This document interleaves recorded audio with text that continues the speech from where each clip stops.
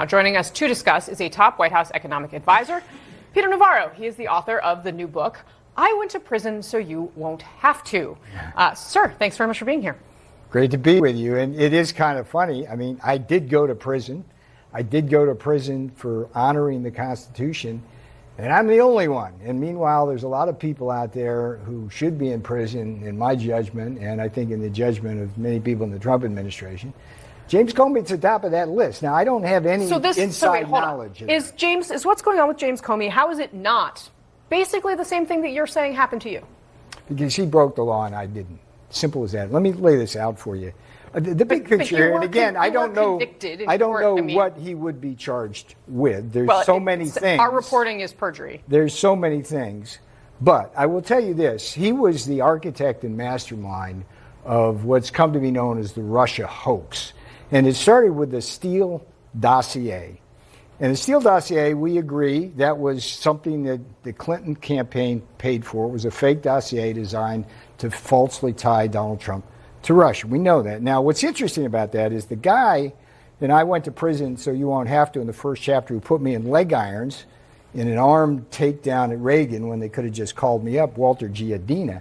He was the guy who read the Steele dossier, according to whistleblowers, and said it was correct. And that then Comey, let me finish it. Comey signed the FISA warrants based on what he must have known was false or spurious information. And that in and of itself, he broke the law. That alone, never mind all the lying. Let's circle back to what is here in this book, because look, the reality is there were a lot of people who were involved in, were called up to testify to Congress. There were people who didn't answer subpoenas, who didn't land in prison. Could the president of the United States now not have easily gotten you off the hook? You and Steve Bannon were both found yourselves in prison. There were others members of Congress, including Republicans, who were protected in these proceedings. So, why not you? Okay, so let's talk about it. There's one guy who was on your set. He's sitting right across from me. He was the only Republican, along with Liz Cheney, who put me in prison. He's responsible. But everybody else was a Democrat. So right off the bat, it was a Democrat majority. It was a Democrat attorney general. It was a Democrat prosecutor, a Democrat judge. And the thing is, I was the first senior White House advisor ever charged with this alleged crime, when for 50 years the Department of Justice says that if I got a subpoena as a senior White House advisor, it was my duty to refuse that subpoena. So how did I wind up in prison? It was pure weaponized injustice, and I drew the short straw. There were other people who went up the hill, they pleaded the fifth, or they testified. I was the one who upheld principle, and it was strictly my duty to the Constitution. Full stop. My case is on. But if you'd been closer to President Trump, could you not have gotten? No. How would you do that? Because he could have written a letter and said that it was privileged. By that time, he was out of. Look, nowhere, Casey, in the law, in statutes, in anywhere, in court decisions, does it say you had to have a letter for executive privilege. That's one of the things the courts will do. It's a presumed privilege. It says so right in Supreme Court dicta.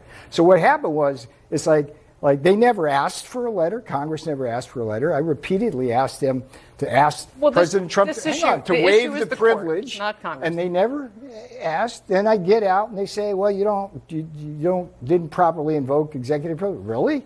Okay, what are you telling me this now? And then I had an evidentiary hearing. I proved it 5 times over.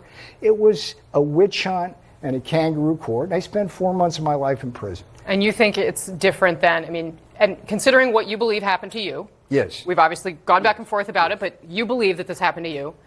We now are learning that this attorney that was installed by President Trump after the Eastern District of New York was not going to pursue an indictment against Comey. The president puts in his person, and suddenly they're going to pursue it. That's okay with you, considering your experience? I have been saying consistently since at least 2021 that Comey, Clapper, Page, Strzok, all of the FBI, Schiff, among others, should be investigated for crimes that they committed. They broke the law. Nobody disputes that Comey lied.